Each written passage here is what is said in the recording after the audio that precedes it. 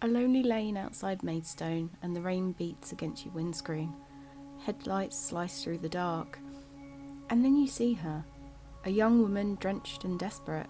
She steps into the road and raises her hand for a ride. You slow, perhaps even stop, and she climbs into the passenger seat, speaks few words. But by the next bend, she's gone. Vanished. Kent. The Garden of England, but its orchards and hop fields hide more than fruit. Here the phantoms walk the woods, witches whisper in the lanes, stones shift in the night, and the sea itself tolls with drowned bells. Tonight we open the gate to a garden where the shadows grow thick.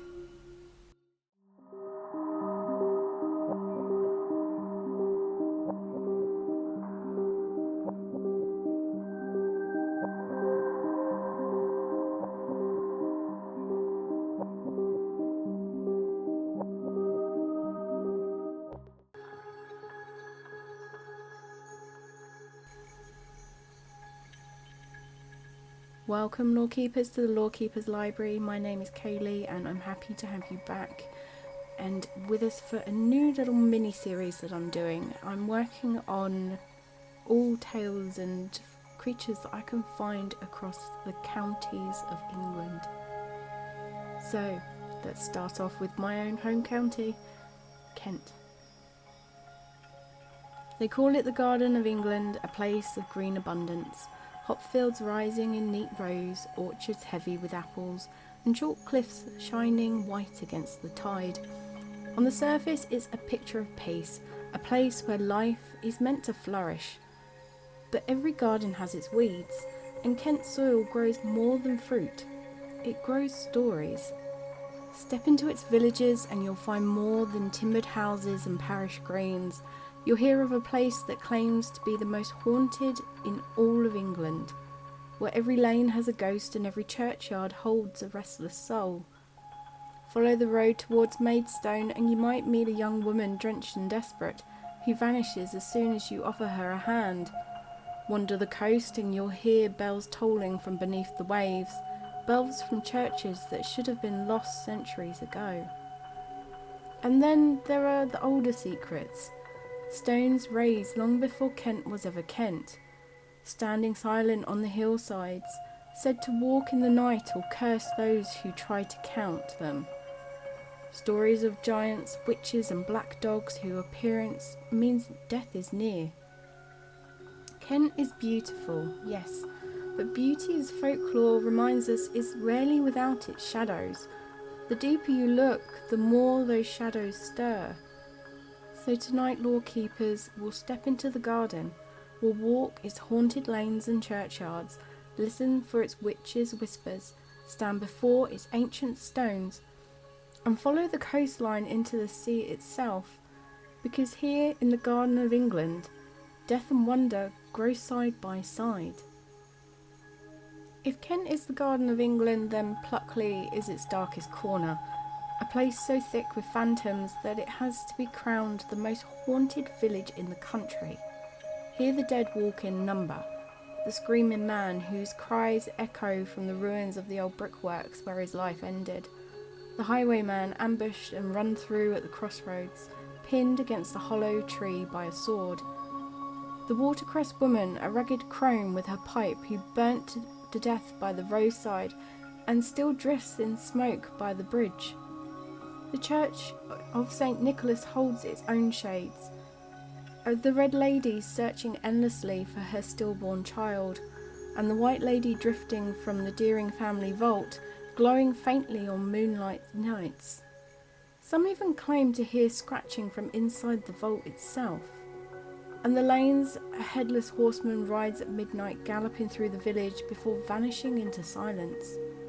But you see, Pluckley is only the beginning. On Bluebell Hill, the road itself has grown infamous.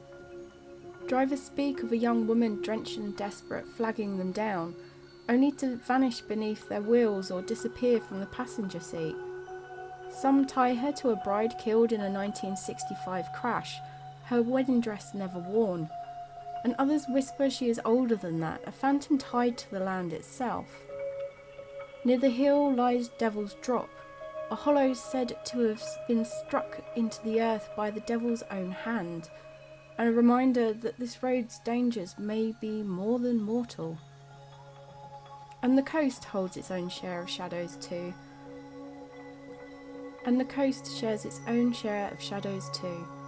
On the Dover cliffs, a hellhound with eyes like burning coal is said to prowl through edges of foretelling shipwrecks in the channel below. While within Dover Castle, ghosts crowd the halls. The headless drummer boy, Roman soldiers still on their watch, and a phantom horseman riding the battlements. Rochester Castle is haunted by a white lady, said in some tales to be the prisoner of King John, while Canterbury Cathedral harbours its own phantoms, monks pacing the cloisters, and the restless shade of Thomas Becket himself, the murdered archbishop whose blood once stained the stones. On the River Stour, pale hands rise suddenly from the water, a terrible omen that someone nearby will drown. And further along the coast, the echoes of lost deepen. At Reculver, where the ruins of a Roman fort and Saxon towers look out to the sea, locals swear they hear sunken bells tolling from beneath the waves, pealing faintly through the surf. On the wide flatlands of Romney Marsh, strange lights appear, corpse candles drifting across the dark said to foretell funerals. Will-o'-wisps too, known locally as jack-o'-lanterns, lead travellers into the bogs or vanish just before disaster. You see, Kent is not merely haunted in pockets, it's haunted everywhere. In its villages, its cathedrals, its rivers, its cliffs, its marshes, a county where the dead are not silent but walk as guides, omens or warnings, reminding the living how thin the veil truly is. Kent's ghosts may outnumber the living, but its witch lore lingers just as strongly. Some witches are feared, others were sought out, and few became legends far removed from who they truly were. Take the Biddenden maids, Mary and Eliza Chalkhurst, the conjoined twins of the 12th century. In life they were known for their charity, leaving land to the poor, but over centuries their image warped. Outsiders whispered of curses, of unnatural births, of devil's marks. What began as remembrance was twisted into superstition, reshaping two women into figures of dread. And across Kent, witchcraft was both condemned and quietly courted.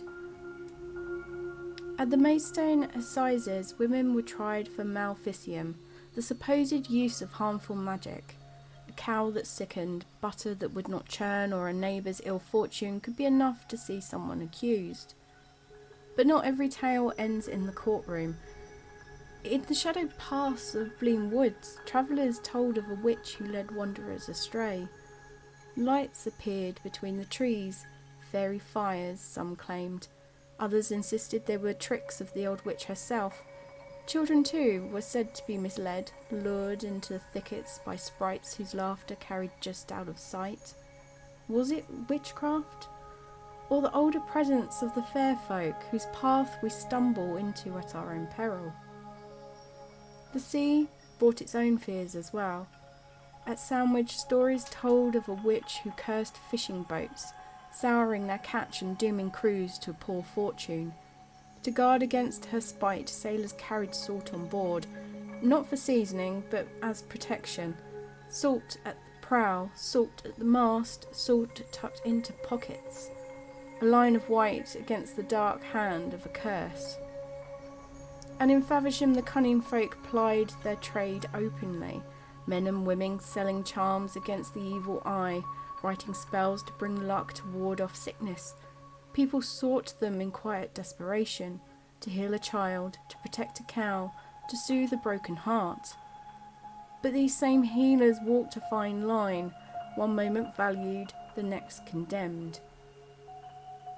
Everywhere in Kent, magic left its mark, in witch bottles buried under thresholds, in a potrapiac, symbols scratched into timber beams, in charms whispered over ailing livestock.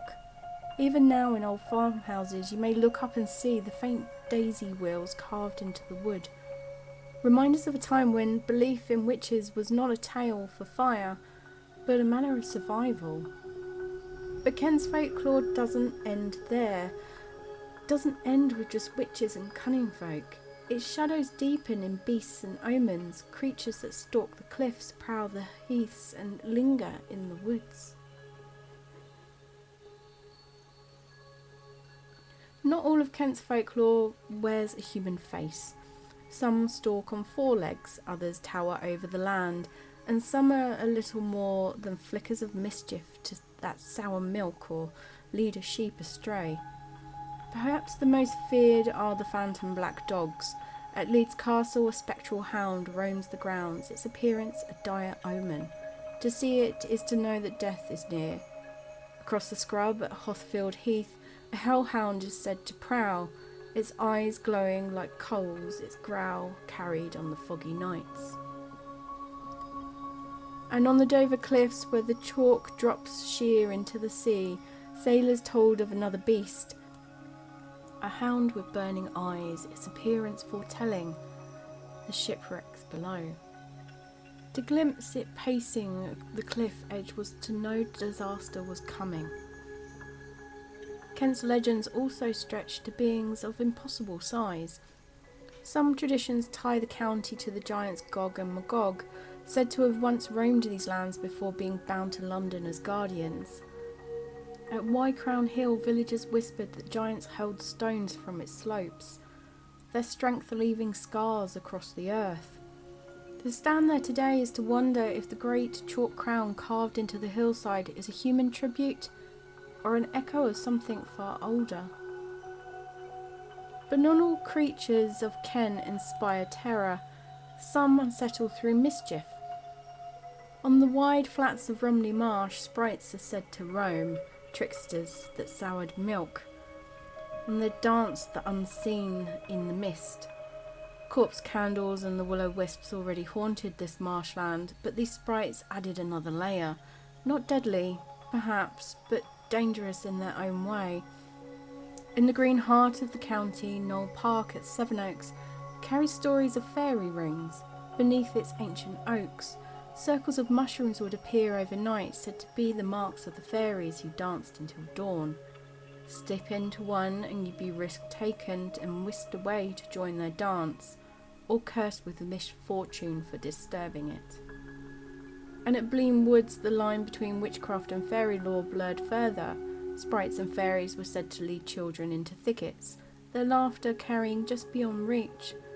Were they servants of the witch, said to haunt these woods, or older sprites of the land itself? From omens on the cliff to giants on the hills, from fairy rings to marsh sprites, Kent is thick with creatures that remind us of one thing: the land is never empty. It watches, it whispers, it prowls, and those who walk it after dark are never truly alone. But if the land itself holds such mysteries, the stones of Kent hold secrets even older still. If Kent's ghosts linger in its lanes and castles and the creatures prowl the woods and cliffs, then its deepest mystery lie in the stones themselves. Near Aylesford stands Kit's Cotty House, a Neolithic tomb older than history. To archaeologists, it's a chamber for the dead, but to those who live in its shadow, it's something more. You see, the stones, they say, cannot be counted. Every attempt yields a different number. Some whisper they shift at night, walking silently across the hillside before returning at dawn. And farmers once warned that to climb them was to invite misfortune on your herds. To stand before Kit's Cotty is to feel time stretched thin, as though the earth remembers something you do not. And not far away lies Coldram Long Barrow, an ancient tomb tied to druids in legend. Visitors speak of strange chills in the air, of presences felt but never seen, of offerings left on the stones as if old rites have never truly ended. For some it's sacred, for others unsettling. Either way, it remains a place where silence feels heavy. Kent's hills too carry stories. At Crown Hill, giants are said to hurl stones from the slopes. To some, the chalk crown carved into the hillside in later centuries is just a symbol of patriotism, but others wonder if the mark echoes older myths. And near Bluebell Hill, the land is said to bear the Devil's Mark, as we've seen, the hollow in the earth called Devil's Drop. Nor should we forget the stories of Hollingbourne Hill, once said to be the meeting of ground of witches' sabbats. Villagers imagined the hilltop alive with figures in the dark calling upon powers older than the church bells in the valley below, where true or born of fear, the reputation it clung fast. These stones and hills remind us of something older than ghosts or witches, that Kent has been a place for ritual for millennia, a land where the dead were honoured, where giants left their mark, and even the devil's foot is said to be pressed into the soil. But beyond the stones lies the sea, a place where Kent's stories grow darker still, a coastline haunted by phantom ships, drowned lands, and sand that toll with bells. Kent's coast is both its pride and its peril. The sea has brought wealth in trade, but it's also taken lives, swallowed ships, and inspired some of the country's strongest legends. The most infamous of all are the Goodwin Sands. 10 miles long, lying just offshore, they have claimed more than 1,000 vessels across the centuries. To sailors they are a graveyard, yet folklore insists they were once land, an island for Lamia, fertile and green until the sea claimed it. Some say greed doomed it, and others say sin did. Whatever the reason, Lamia drowned, leaving only its shifting shoals. And on a stormy night, fishermen swear they hear the toll of drowned church bells beneath the waves, pealing from chapels long lost to the tide. The coast at Reculver tells a similar tale. The Roman fortress that once stood, later crowned by twin towers of a Saxon church. Much of the land has long since been claimed by the sea, but the locals say that bells still toll faintly beneath the waves, a haunting reminder that the sea takes, but it doesn't always silence. And if you travel further south, the flat and windswept Romney Marsh carries the spectral lights, the corpse candles said to move before funerals, making a path of the dead, and the mischievous will-o'-wisps or jack-o'-lanterns luring travellers into the bogs. To walk the marsh at night was to step into the landscape alive with omens. The towns of Dill, Walmer and Sandwich, known for the dangers of the sea all too well, here phantom fleets were said to appear before storms, their masts rising pale and silent from the mist. Call to them and they vanish, ignore them and the storm breaks soon after. Sailors called it a warning, the rest called it a curse. And not all sea mysteries are so grim. Along the coast at Margate tells of a mermaid, captured and perhaps merely sighted, but some say she was paraded through the town. Strange creature with scales and hair like seaweed. Others believe the story grew from sailors' embellishments, or from seals mistaken for something more. Still, the legend of the Margate mermaid lingers, and it's a reminder of how the sea breeds marvels as well as terrors. It's a place where the line between land and water blurs, and with it, the line between the living and the dead. Kent, the Garden of England. Its orchards and hop fields promise life and abundance, and its soil also grows darker things. As we've seen in Pluckley, the dead cry out from brickworks, ride headless through lanes, or rise from church vaults that never rest. On Bluebell Hill, a phantom bride still weighs for a lift, while the devil himself is said to have struck the ground nearby. Rochester Castle has its lady in white, Canterbury's murdered archbishop, Dover its headless drummer, and cliff-dwelling hounds. Even rivers and marshes here hold phantoms, pale hands rising from the Stour, corpse candles flickering across Romney Marsh, lights that lure travellers to the bog. Kent's witches were no less present, from Bleam Woods, where travellers spoke of a witch and fairy lights in the trees, to Sandwich, where curses flowed, fishing boats, and the cunning folk of Faversham selling charms against an evil eye.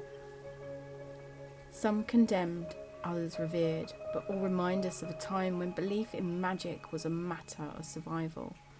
And the creatures that stalk the county too, black dogs pacing castle grounds and heaths, giants hurling stones from Crown Hill. These are omens and tricksters, half beings feared and half respected, woven into the very landscape that we live. Kent is beautiful, yes, but beauty here comes with shadows. And the ghost walks its lanes, witches haunt its woods, and beasts prowl. And the sea never forgets what it's taken. So, Lorekeepers, if you found yourself on the road of Bluebell Hill, rain lashing at the windscreen and a young woman stepped out from the dark to wave you down, would you stop? Or would you keep driving and leave her to vanish once more into the night? Until next time, may the ink hold and may the seal guide us to our next tale as we explore more from the Lorekeepers library. And as ever, continue to explore the world with wonder.